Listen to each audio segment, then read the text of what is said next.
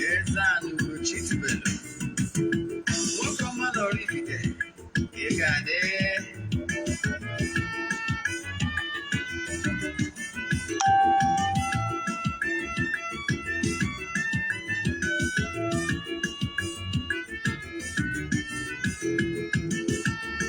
Ọdịnala bụ eziokwu.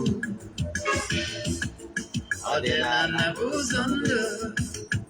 Ịma na o nwere olu na-eti mkpu na-asị ụmụ Igbo chigharịa, ụmụ Igbo chigharịa. Kwa mbọsị ọ na-eti, n'ụtụtụ n'abalị ọ nọ na nkuzi. EZE-ANA Ugochi tubelu, onye ọma na oraifite, onye mgbasa ozi ọma ọdịnala gaba n'ihu.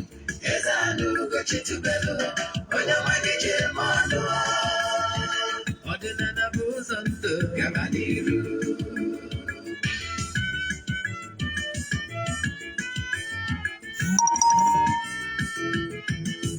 EZE-ANA Ugochi tubelu, onye ọma na oraifite, onye mgbasa ozi ọma ọdịnala gaba n'ihu. EZE-ANA Ugochi tubelu, onye ọma ga-eje eme ọnụ. Ọdịnala bụ ụzọ ndụ gaba n'ihu. EZE-ANA ga-adị, Ugochi tubelu ga-adị, Ugochi tubelu temple ọ ya adị.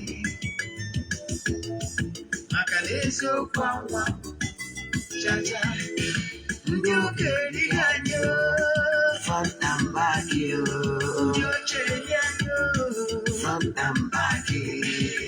Fati asịkala aka ghọrọ ụmụ Igbo si anyị rapụ nke anyị na nke faka mma. Bụrụ Baịbụl bịa, akwụkwọ akụkọ, mepekwa chọọchị fa, obodo ụka bịakwa. Mana Ugochi tubelu ekweghị ekwe. EZE-ANA sị na ọma mme, ọdịnala ọma nwụchacha. Oge ọbụla ọ na-eti, ọ nọ na nkuzi. Chukwu abịa ma gbaa gị ume, ọdịnala ya dị. EZE-ANA Ugochi tubelu, onye ọma na oraifite, onye mgbasa ozi ọma ọdịnala gaba n'ihu. EZE-ANA Ugochi tubelu, onye ọma ga-eje eme ọnụ. Ọdịnala bụ ụzọ ndụ gaba n'ihu. Ụtụtụ ọma nọ, ndị ọma nji eme ọnụ. Anyị abịakwanụ n'oge awa nke eziokwu, oge anyị ji awa eziokwu agba. Nke ọ bụ mụnwa bụ onye Ogbuefi EZE-ANA Ugochi tubelu na-anọ n'isi ya. Abụ m onye isi nchụaja na Ugochi tubelu ọdịnala temple nke dị n'Oraifite na Anambra steeti. Anyị na-agba afa miri emi, rụkwazi ọrụ mmụọ dị iche iche. Abụkwazị m onye isi nchụaja na ọdịnala Restoration Prayer Ministry, bụrụkwazị onye mgbasa ozi ọdịnala Igbo. My mission is to help people live better life. N'oge awa nke eziokwu n'ụbọchị taa, ihe anyị ji wee bịa bụ the cause of some family crisis. The cause of some family crisis is because of this not keeping agreement. Ọtụtụ family wee gbaa ọtụtụ family ayaga maka that thing. Ihe ndị ahụ ekwesịrị ime nke emeghị nke ọma. Ọnya bụ isiokwu anyị. Mana bifo anyị gaba n'iru, echefuna na aja anyị na-achụ ka ọnwa kwa ọnwa nke ọnwa Ọktoba na-aga n'iru. Ọ bụrụ na isonyewughị na anya bụ aja, ndị mmadụ chọrọ isonye na nke ọnwa Nọvemba. Nke Nọvemba ga-ebidokwa Nọvemba 6. Etu anyị si eme ya bụ, ịchọ isonye na ya, ịfọwọdụ ya 3 prayer request, then mee donation token to the account number. Ndị na-esonye bi na ya amadogo ka esi eme ya. Mana maka gị nwa bụ onye ọfụ, isendịalụ meseji na WhatsApp 08057837672 08057837672 ka m gwazie gị details I need from you, ka enwee ike sonye na ndị a ga-achụrụ aja for 14 days. Aja anyị na-eje n'ụtụtụ ọbụla na-eje na temple, eje achụ maka ọdịmma na mbuli elu na ịpụta ihe n'isi ndị niile na-esonyere anyị. ọgwazi mgbe anyị ji aga ọfọ maka Friends of the Temple na ndị niile anyị na-alụ ọrụ mmụọ dị iche iche. Tata bụ Wednesday bụ ụbọchị anyị ji ekwubi okwu n'isi ndị niile. Anyị ji enwe ihe anyị kpọrọ ọdịnala administration. Yes, ọ mgbe anyị ji eje n'ihe ọcha wee kwubi okwu n'isi ndị enyi anyị niile, ndị nọ n'oru na ndị nọ n'Igbo, maka distansị abụrụ ebara ya. Ọ bụrụ ya nkụzi anyị ji bịa tata bụ nkụzi ga-atọ ọtụtụ ndị mmadụ na-agbụ, maka na what you don't know is only a mystery to you and not to all. Daalụnụ. Mana anyị gaba n'iru, anyị mechaa introduction ihe anyị ji maka ịbịa, anyị ji Glo airtime today. Okay, anyị ji Airtel airtime, anyị jikwasị MTN. Anyị bido mechaa introduction, anyị kpọọ Airtel airtime 500 naira. Anyị mechaba lecture today, anyị kpọọ nke MTN.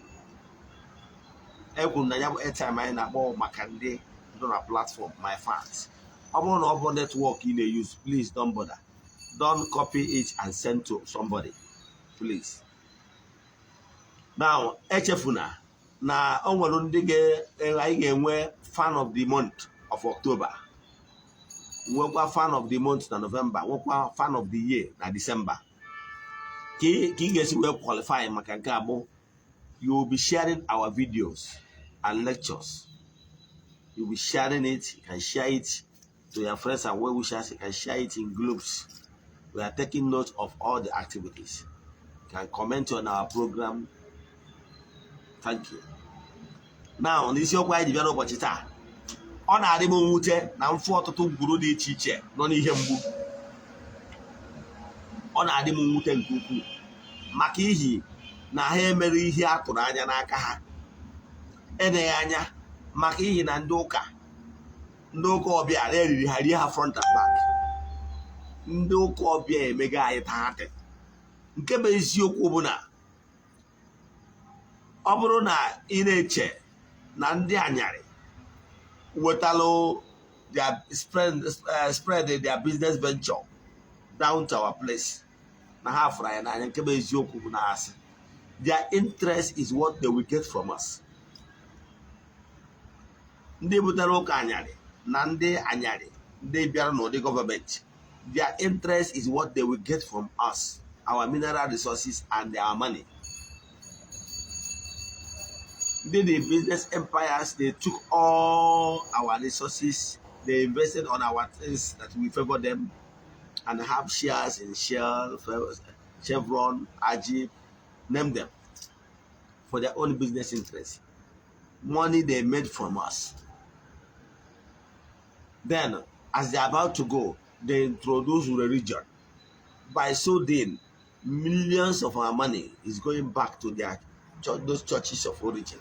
Name those Orthodox churches. Emmanuel nwere ego each diocese na-remit to Rome. You nwere idea? Eje maintain Rome. Na papacy nọ na fly all around. Is ego, so ego anyị na-enweta na be anyị so na ego eji maintain ya. Mana ihe ga-eji mana ndị a afụrụ gị n'anya bụ ọ bụrụ na enwee serious kasala na be anyị, kedu nkwado ha nyegoro, kedu ha etinye ego ọnụ kwuo na ihe a na-eme n'obodo a adabara, ekwuru gị ha ma ekwuye. Ihe kpatara na ha ma ekwuye na ha kwuo ya na gọọmenti nwere ike ịkọtụ ha from ego thousands and millions of money a na-eremitiri ha monthly. Therefore, also kware na nwelo genocide ma ọ nwere ihe ọbụla na-eme na obodo a, they will not talk. Rome will not talk. England will not talk. You know what I mean? So stop seeing them as your brother in Christ. Their interest is money. Come on. Ihe you will put maka gị bụ onye eriri gwa gị demonize everything that has to do with your family root. In other words, gwakwa gị ka ị na-celebrate their own forefathers. Same on real front and back na the church. My mission of book and mepende mmadụ anya, let the bandage fall. Iwe ike fu what you don't know. Nke bụ eziokwu bụ na ọtụtụ ngwuru ikwe na ka ha gwa gị na ya forefathers bụ the responsible maka ihe na-eme, ọ bụrụ eziokwu. Let me explain it ka o doo anya. Your forefathers, the onwero ife family, but now your problem. Your problem is ignorant. Believe in me, even now, in the next 100, 200 years, you're going to forefather. Now, and the etu ị nọ na anyị na-agba mbọ ka ọ dịrị ụmụ gị mma. Ana m achịkwa na orugbo ga-agụnyekwa gị na ndị a na-asị ọkụ eru nwụrụ ọkụ ọnụ eru nwụrụ ọkụ na ancestral this ancestral cause. O nwere ancestral cause ji gị ihe ji gị na ụbọ ignorant. Don't worry, mmepepe gị anya. Ihe ji gị ewe ignorant. Asịkwarị na o nwere ka ya forefather si wee mee ihe eziri ezi. Asịkwarị na o nwere ka ya forefather si wee mee ihe eziri ezi. It can only affect you ma ọ bụrụ na gị nwa na onwe gị. Ma ọ bụrụ na gị nwa na onwe gị the in support whatever way in support ihe adịrọ mma. Ma nọzibe ya forefather. Ị nwere ike iketa oke na ajọ omume ikwu gị ma ọ bụ ibe gị ma ọ bụ enyi gị mere. Mgbe ị fụrụ ikwu gị ma ọ bụ enyi gị na-eme ihe adịrọ mma, wee sọpọtụọ ya. Ime etu a, ị ga-eseketa oke na nya bụ ntaramahụhụ dịrị enyi gị ma ọ bụ ikwu gị. So call a spade a spade. Call a spade a spade. Ebe ọ bụla ịfụrụ ka a mere ihe ọjọọ adịghị mma, kwupụta na ihe a adịrọ mma ka ikwupụrụ ana. Ọnya ka ndị gboo ji too ogologo ndụ. Ịmara ya kpọọ ọgwụ n'obodo, ihe ọbụla bụ ihe adịrọ mma, si na ihe a adịrọ mma. Akpọ ọgwụ n'okwu a na ịmara eziokwu dị na ekwuo maka ikwuchọ osoghị. Ịghọtara ya? So our forefathers asịkwarị na o nwere ngwuru 1 or 2 nna ha mere ihe adịrọ mma maka na ọ bụrụ taa ihe ọjọọ bidoro na agba ochie. Yes, maka na Ken gburu ebere ọkwa eziokwu. Iwu ọ bụgoro na ịbụ a descendant of nna nna gị na o nwere ihe nke mere ihe adịrọ mma. Stand na ihe onwe ihe ọjọọ o mere na-egburu mmadụ ma ọ na-anara mmadụ oke n'ike. Kwuo na ịnara mmadụ oke n'ike dị njọ. Kwuo na igbu mmadụ dị njọ. Nke bụ eziokwu by so doing. Kwupụta ya n'ọnụ, mepụta ya n'omume. O nwere ihe na-etu a ga-eme gị affect. Ịghọtara ya? Ka bụ ofu. Mana majority ihe ndị mmadụ na-asọfa taa abụrụdụ so-called ancestral cause. No. Ihe na-asọfa bụ ya ignorant. Na nwere ya esimoru ma akụ ọkụ doo anya. O nwere ọtụtụ family. Enwere ike ọ bụrụ na o nwere ihe a na-akpọ ọfọ na ngwuru. Ọfọ bụ osisi start of authority ndị nna nna gị ha ji wee kwubi okwu. Ihe ihe a na-akpọ ndụrụgandụ. Ndụrụgandụ bụ nwa tokwu otokwuru. Nna nna gị ha yuzuru ọfọ ngwuru wee na-agụ ọfọ na ngwuru be ya na ihe ọma ga-emeri ya. Na ha ga-adị ndụ ka nka. Na ha ga-adị ndụ zụọ ụmụ ha zụọ ha. Na ha ga-ejere obodo na ha ga-anakwaziri obodo. Na soro mmụọ agha egbufa na soro mmadụ ama egbufa. Na ife ọma na-eme na be ndị ọzọ ga-eme na befa. Na ha ga-enwe ọmụmụ nwoke na ha ga-enwe ọmụmụ nwaanyị. Ọfọ niile ọma niile a ndị nna nna gị ha gọrọ. All that to stop staff of office. Ọfọ anwa ka o ji wee tie ọfọ na wee kwubie okwu. Ihe a tụrụ anya na ị ga-eme nwatakịrị na-etolite bụ na ị ga-ejikwa ọfọ a wee na-asị ọfọ soro ibi ele. Na ihe niile a ndị nna nna gị ha gọrọ n'ọfọ na-ekwu ya you stand on it. Nke bụ eziokwu na ihe niile ha gọrọ n'ọfọ ga-abịa na mmezu ma ọ bụrụ na ekwe. Then ị ma na o nwere ihe a na-akpọ obi ebe ndị nna nna ha na-abịa wee kpaa maka ọdịmma ezinụlọ.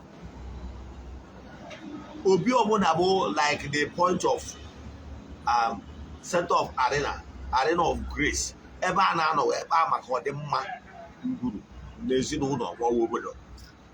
Ọ na ụdị ebe dị etu a ka Abraham nọ wee fụ ka ndị ozi na mmadụ na-abụ na-agafe wee sị ya ndị enyi m na ụlọ dị ka ndị si ebetara aka nwa bịa nọrọ n'ala ka unu zuo ike fụrụ na agabakwa. So obi wee ebe a na-abịa ezu ike. Mgbe ha dozie ebe a, ha wee lụta ọgụ ahụ mere ha. Ha wee sị ya nwunye ha kutere eme nwunye ekutere ha mmiri ha nwụcha. Ha wee sị Abraham na ha mana ihe na-akọ gị na nwunye ha amụtabara nwa na etu mgbe a na-arụ ọzọ na nwunye ga-amụta nwa. ihe mmụta gbara ebe a bụ na n'obi bụ ebe kpata na obi mgbe gboo a na-arụ ya ọ wụrụ na mmadụ na-agafe ụzọ ike gwụ ya ọ bịa bata n'obi zuo ike. So obi wee ebe a na-eneta ndị ọbịa and ebe a na-eneta ndị ọbịa ma mmụọ ma mmadụ. Onye kpatara na obi na-adị anụ ya n'abalị maka na mmụọ ebe ahụ mmadụ na-abịa ezu ike na mmụọ na-abịakwa abịa ezu ike na ya. And mmụọ bụ na ha bịa na-ezu ike na ngwuru a ha na-eledu anya fụ mkpa ezinụlọ nwere nye aka wee sọvọrọ ha. Etu ndị nke a bịara na agba ochie si wee bịa na be Abraham wee fụ mkpa o nwere bụ na nwunye Sara amụtara nwa wee sị na nwunye ya amụta nwa wee intercede ya. Mgbe ọ na-anabata ha ọmụrụ na ha abụrụ mmadụ nkịtị, ha bụ mmụọ. Ịghọtara ya? So mkpa gị problem gị bụ na ngwurube nna gị ebere attention to obi ebe ndị nna nna gị anọ wee kpaa nkata wee zuo ike wee kpaa maka ọdịmma ngwụ. Ụfọdụ famili ụfọdụ kwaturu obi, ụfọdụ were ọfọ jee tụfuo, ụfọdụ mee ọtọ n'ọdị iche iche, ụfọdụ owu ndị na-awụ na ha mewuru nwa ọgbụ, ụfọdụ owu ndị mewuru nwaanyị bịara iji edi. Ihe niile ndị a ụfọdụ ụgwụ ndị a na-alụ mmadụ ihe n'ike ma ọ bụ ndị gbuo nke a ma ọ bụ nke ọzọ o wee na-enye nsogbu. Mana ihe na-achịkọwala gị bụ na ndị nke anwa bụ na enwere ikwu ma ọ bụ ibe gị mejọrọ ndị pasị. Ihe ị ga-eme wee nwere onwe gị na nke abụọ na efe ịmara ama gị and ndị sọpọtụrụ eleta na ịbụ that one is gone. Mana nke obi ma ọ bụ ọfọ ma ọ bụ mmụọ eji chekwa ngwu wee nwee ọgbụgba ndụ wee establish ọgbụgba ndụ dị iche iche maka nchekwa na ọdịmma nke ngwuru a. I wee pụta n'ụtọ na-erighị eri n'ụka bụrụ ihe ndị a niile mebe gị tụfuo. Mgbe ị mere ihe ndị dị etu a itinyere onwe gị na ọnọdụ elepụsi bunata. Mgbe ị mere ihe ndị dị etu a itinyere onwe gị na ọnọdụ ti ngwuru gị n'ọnọdụ that nkwekọrịta ahụ ndị nna nna ahụ kwekọrịtara na ọ ga-adịrị ngwuru a na mma nya ka iburu tụfuo. Mgbe ị ji etikpo obi ihe ọpụta bụ na ebe anwa ndị ụmụ mmụọ ndị ichie na-anọ wee na-akpa maka ọdịmma ngwurube nna gị na ọdụrọs nesesịrị na ọnya ka iji kwatuo sị ha onye ha nasa. Ọ bụrụ na ha nasa kedu ebe ha ga-anọzi wee na-akpa maka ọdịmma ngwurube nna gị? Ifu na ihe bụ problem. Ọgụnwa ji aka gị wee chụsaa ebe ndị ichie na-abịa na-ezu ike were na-anọ wee na-afụ nsogbu ma ọ bụ mkpa ọbụla ndị ngwuru a niile mana ịchụsara ha. Ịfụna na ọ dị ka mmadụ iji aka chụsa ihe ọma ya bịara ya. Gụọ famili ebe etufuru ọfọ ebe ahụ ọfọ a bụ ọfọ the symbol of authority eji kwubi okwu dị iche iche si n'aka nna wee fee n'aka nna maka ọdịmma ngwuru a mana iwere ọfọ a dị tụfuo. Ihe imere bụ na ihe ọma niile ahụ adachi ọfọ represent a gọrọ wuchijawa ọfọ ka i buru ihe ọma niile a je tụfuo. Mgbe ahụ ị na-etufu ọfọ a mgbe ahụ ka ị na-etufu nke niile a. Ịghọtara ya? Ọ ka ịghọta mpụ na ọtọnọ so na ya bụ ihe imere. Ịghọtara ya? So ihe niile na-aso n'ihe ọtụtụ ngwuru na-eme gịnị na-ata ọfịa ruo taa. Ịghọtara ya? Now ebe ọ na ịghọtara ya ọ bụrụ na ime etu a ị marụ na ịdanyegoro nsogbu. O nwere ụfọdụ famili na-abụ ihe mgbu ha bido bịaba ha achọwa ebe ihe na-eme ha si. Ụfọdụ nwere ike ije megido je chenjie surname osiro na surname it happened to me. Yes, mgbe eriri m eririe m front and back maka na nke mere ana m eji nke m wee kọwaa aka iwe mụta ihe nke m bụ na nna mụtalụ nna m bụ nna m nyewa onye ụwa m nyewa wee lụọ ọfọ ngwuru wee nye nna m uju ọnụ ya wee kọlụ m. Nna m wee duto na ọ na-eje ụka wee were ọfọ a je tụfuo. Mgbe o tụfuru ọfọ a na ntụsị na ọ na-eje ụka emesịa ọgwa m na o mechakwalụ na mgbe o tụfuru ọfọ a bụ mgbe ọ ka dị n'okorobịa ọnụgọrọ nwaanyị mgbe a wee tụfuo ọfọ a mana o mechara owutie na ya tụfuru ọfọ a ya sị na ọfọ a nwere ike imecha anya mee nsogbu ka eje chọọ ọfọ a werekwazi afụta ka o tegoro aka ka e werekwa ọfọ a debe. Ọ bụgoro na ya na-emedi debe ọfọ akwa jede ebe ọmụ na-esugo dat mbụbọ the farm na-esugo ya ọkụ dị afọ mana o nwerozi ihe o mere towards that. Ọ gwara m ya mgbe ọ gwara m ihe anyị ụkarikwuru front and back so I didn't see anything wrong with that. Mana ka m na-agwa gị data ọfọ ahụ etufuru bịa debe anyị isi aja aja nke na nna m ebicha ndụ n'ọnwụ. Ihe ụfọdụ na-eme na ngwu nwee sị ka nje jụọ ese kere ihe na-etu a ji eme. Onye mechaa ka ọ na rice ọgbatu, onye mechaa ka ọ na rice ọgbatu wee jee we juma me so for no for ya watch ya wo for maybe no for our watch man restore go the those who do good is ya nwa no ebu no be ndid na nna ya onya wo for is in their watch ya wo for today ihe ni na wo ihe obo whatever as I get for wo for is in watch benchi ata no de of our out no for their only baby dota na aru garo no profa maka na of force na aka fara aka the oldest of today the family wealth is coming back. You can even design our wealth. So yen ko be abuna oburu na family unu so na ebe mebiri ihe obuna oburu mebiri obi go aduchi obi oburu na onye o dere eruchi obi aruchiro yo ndi ichie si ha biko hanyere ego ka gwa aruchie example obi ayi ebe o kwesịrị no ebe anyị sipụta obi mana ofu ofeke je mebie no don to say no na ejoka today no na ben nam ka je to chigalizi obi ahụ notaria and the boss look and what blessings here now o nwere family o megidoro m oge m da mbara ụka ụka ọbịa emegido m imogo things na fall apart at a stage nche no si na so name na agba mbọ ka ọ bụrụ na mo severe myself from whatever because I'm a know something is wrong mana amụrụ ozi m n'ọfọ we have a problem ime meziri mgbe onye change so name chena ya agbata ya n'ọsọ nwanne ese ndị change no so name ihe na-ebe ka na-ebe fa double so ọ maka gị nwana oje eje change so name abụrụ onye nwa ya problem o nwe otu family a na-aza ọnụ mmụọ yes ọnụ mmụọ ka ha na-aza bụ so name mana ha megidoro ihe na-ebe mpịawa azụ karịa nke dị ọkpara na-eme ọfụma megido na-atụbu ahịa tikịta ọ nọ na zero nke ọdọ na South Africa na-eme biznes megide egbu ya na South Africa onye nke ọzọ nọkwu obodo oyibo o si na nga pụta ọba yakwa na nga o si na nga pụta ọba yakwa na nga nke nọ n'ugwu na anọ na-aṅụrụ mkpụrụ mmiri na-emekasị ememụgo na-emekasị ma nwoke ma nwaanyị nwere nke n'ọdịọnata ihe na-emekasị gatago family a megide wee je chenjie sonem si na ha abụrụzi ọnụ mmụọ mana ọ na-eriri ha eri maka na ọ bụrụ na eriri ha eri ha kwesịrị ịma na ọnụ mmụọ na Chukwu bụ mmụọ so ọnụ mmụọ bụ ọnụ Chukwu so whether bụ ịzara ọnụ mmụọ ha jemagharịa baptizim zawazi ọnụ Chukwu mana obi rọ dia problem ha continue gwa because na their great grandfather bụ ọnụ mmụọ gwafịa so ha filuzie na ha mụrụ na ihe na-eme ha osi because of their great grandfather ha wonye change the season na ọ bụrụ ọnụ mmụọ na ọnụ Chukwu ihe na-eme ka na-emegide ka na-eme nke kịta ahụ ọtaizi rapa nwee gwa the family na ọ bụrụ that nne m ha change bụ the problem yes maka oge nke m mere m change my great grandfather name surname yes my grandfather surname anyị na-aza ndị change ya mana kịta asị nchigatagodo ọdịnala Igbo echighakwana to that name again mmadụ na mmụọ na-ama aka so ese ga ije change ya surname a ma chegbago ọmụgọ yes gị nwa na-ene m anya ngwa ọtụtụ n'ime ụlọ ọmụgọ ọtụtụ n'ime ụlọ ga-achenji surname ihe na-ebere ka na-ebe usoro na surname ị ga-echegharị ma gị chegharịkwa you must know ebe mmiri si gbawa gị ị mara ebe problem si ị try ya do what is called restitution wechigha ihe niile a mebiri emebi establish a personal relation with the forces of nature establish a personal relation with the agreement mmụọ eji chekwa ngwuru na ọdọ ana ngwuru be nna gị you the root you must come back to your root could obi wee dị maka na o mere m ka m ji agwa gị I'm talking about with experience o mesịa m je wachie ihe niile anwa today smiling family a na-agwa gị ha bịachara ngwa ha na onwere ihe ga-eme na-abụrụ na ha echikọtakwara back to root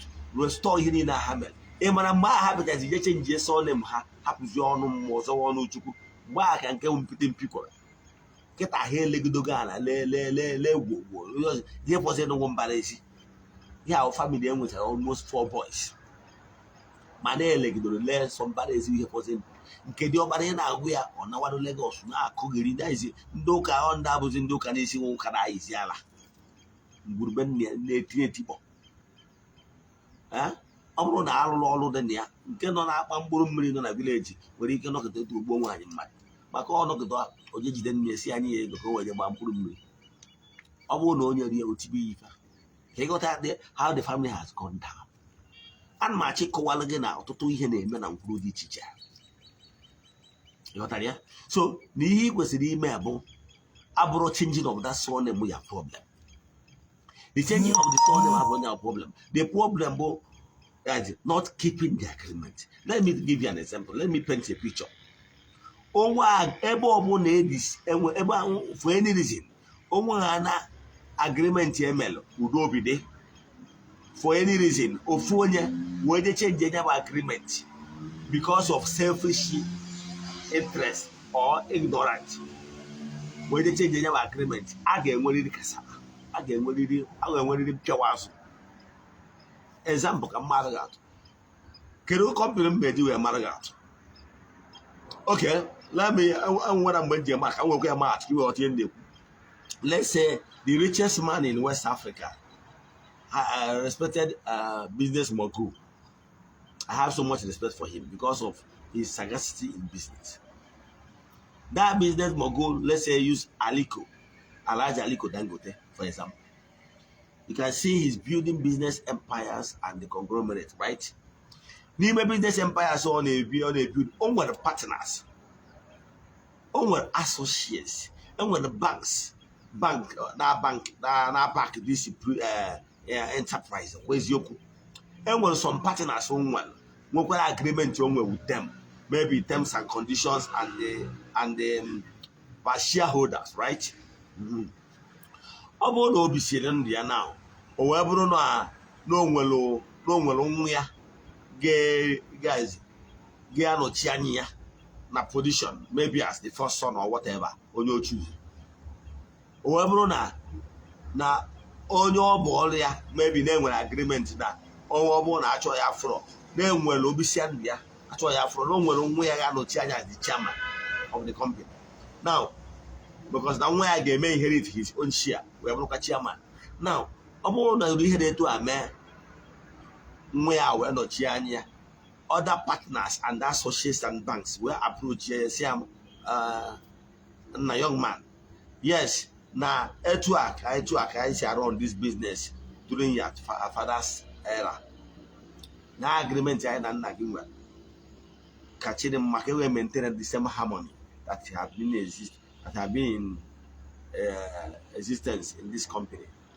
This particular guy, maybe out of his ignorance or arrogant or both, decides not to honor that gentleman agreement or that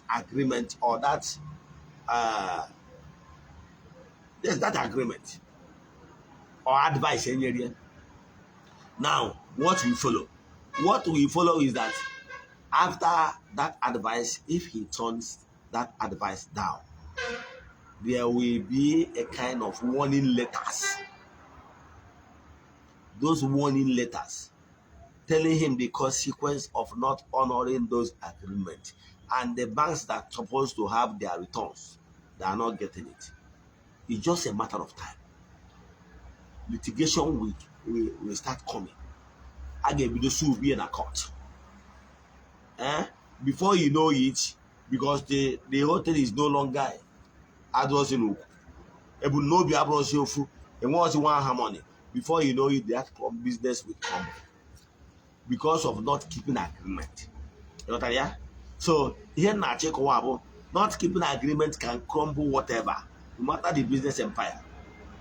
So what is happening in your family now is because you don't blame your forefathers, you blame yourself for not being wise enough.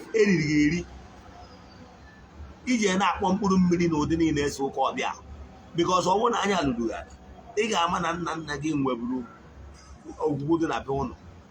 Na-abụ mgbe eji eri ji oje gbuoro ya anụ ma ọ bụ ndị obi ndị ichie ọ na-eji egburu anụ once in a year or twice in a year because all ndị niile ya na ha nwere agreement na ọ bụrụ na one or two udo obi dị na family ọganiru dị ọmụmụ dị na-aga na-abịa egburu ha anụ to renew that covenant nkwekọrịta Mana because of the you stop honoring that agreement. Your forefathers made on your behalf because they did all these things for their children. Ndorogando, Nwatokwa, Otokuru. Mana because of your ignorance and you, the heir to the throne, go and won't inherit that land.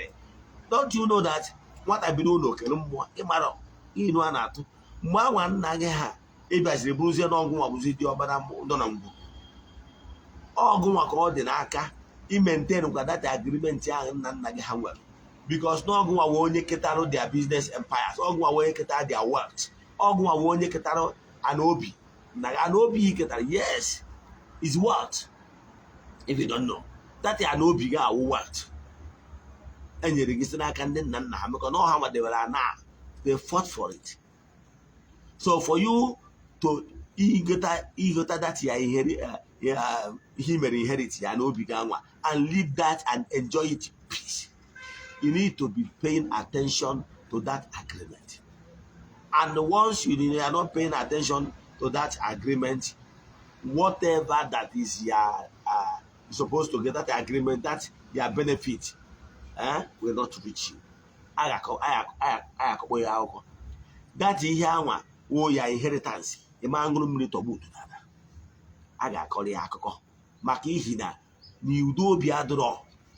Now, the part of the agreement they could see the way they never there. Kaipo airtime, I do, Abia.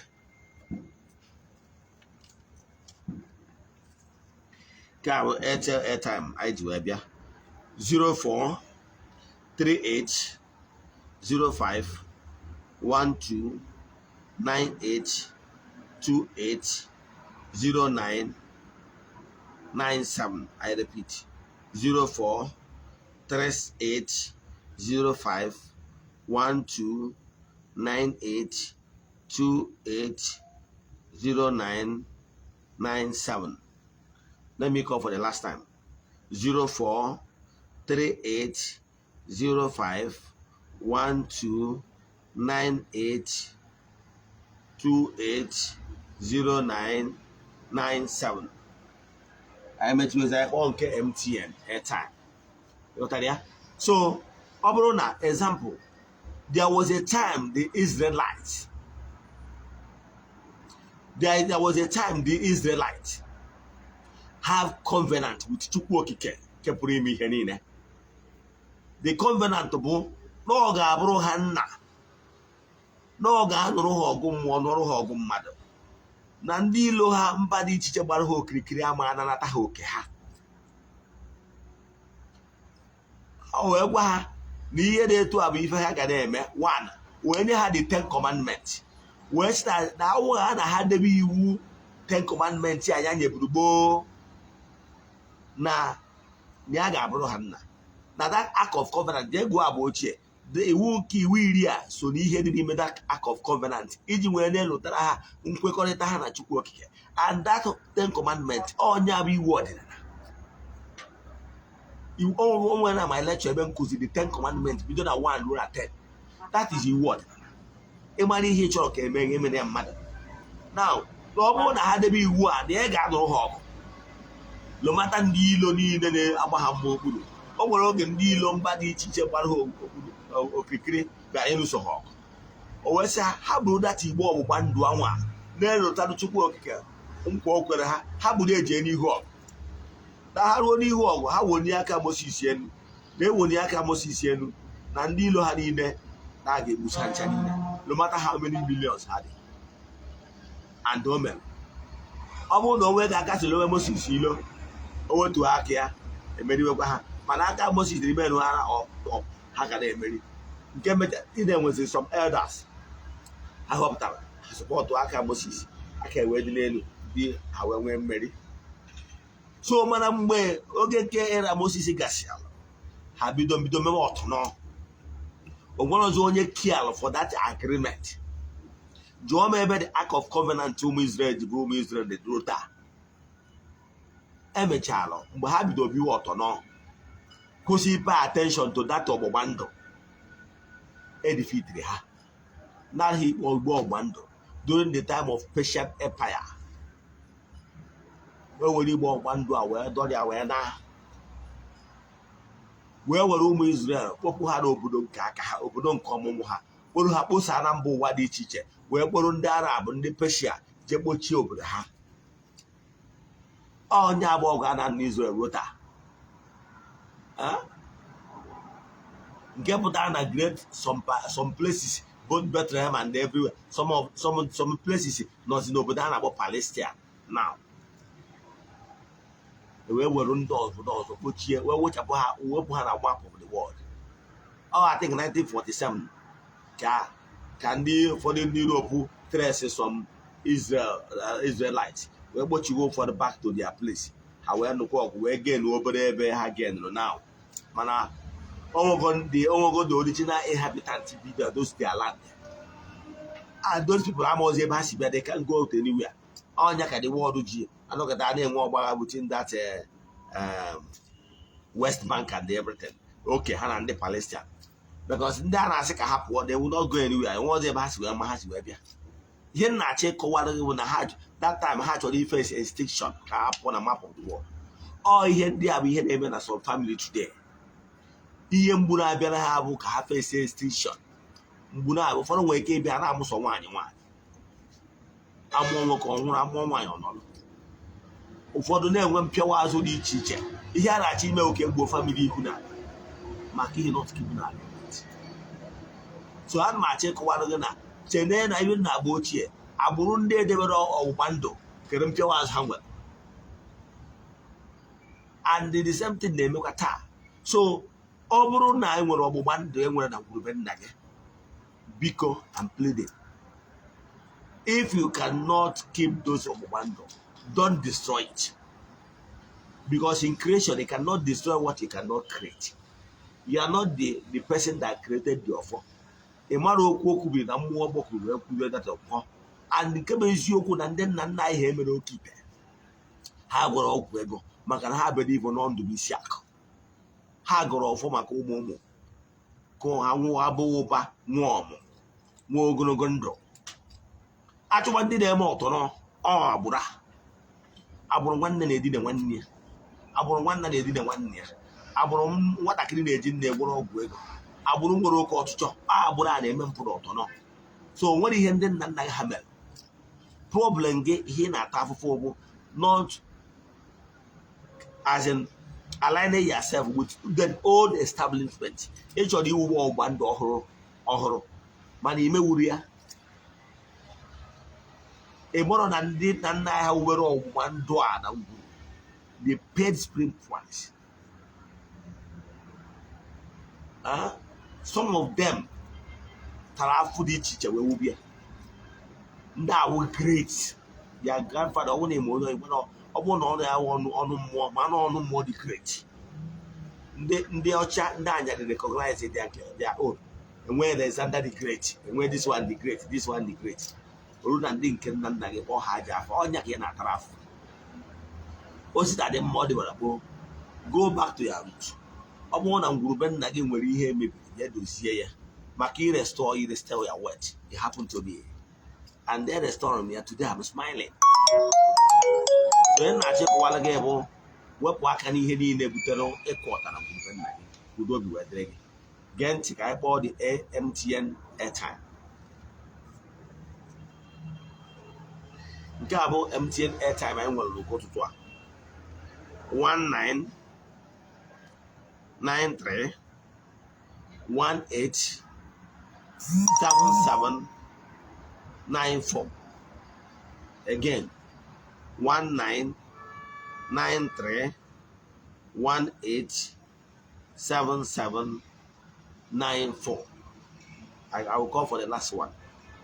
1993 187794. Now, to work again, keep bringing me in. It could be a more congozi in the dinner is I no go one case you can know but tata. Ask them tata worker. Ask them that distance I'm not a barrier. As will come our barrier. The home game alone. They don't know and they don't equal. They don't know I'm mad. I get what your mother number. ndị ngwaahịa ha nọ n'ụzọ na ngwaahịa unu ga-eru nke ọma. Ndị a na-achọ ndụ ha na onwere ihe mmadụ enwere ike ịmụnata unu ga-enwe nchekwa. Ndị na-achọ ka nwoke na-afụ ha n'anya ka nwaanyị na-afụ ha n'anya, ndị na-achọ ndụ, ndị na-achọ nwunye, ndị na-achọ di, ndị na-achọ ihe akụ akụ na ihe enwe enwe, a sị na ọ ga-eru unu aka n'aha Chukwu Okike nke pụrụ ime ihe niile, onye ike niile si n'aka ya abịa. Ise, inwe ajụjụ na nkụzi a ma ọ bụ na nkụzi anyị kụzigoro gboo, ma ọ bụ ihe ọbụla na-agbagwoju gị anya n'ọdịnala Igbo, ma ọ bụ na ịchọ ka anyị kpaara gị afa mmiri, send them message na WhatsApp 0805 78 37 672.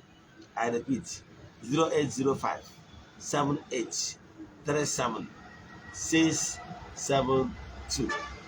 Ya ga-esi ndụ ka ọ dịkwa echi niile n'oge awa nke eziokwu na this time tomorrow. Daalụ.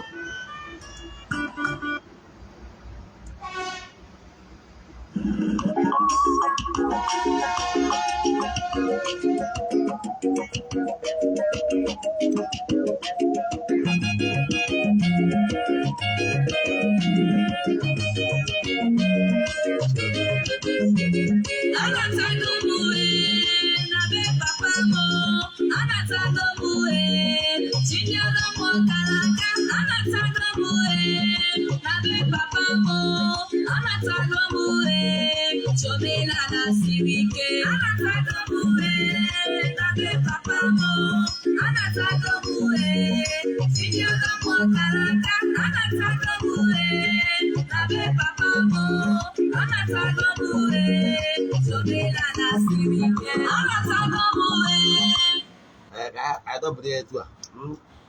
Daalụ, iderecha vidio a tụsara ya ndị ọzọ, ya gazie n'ọfọ.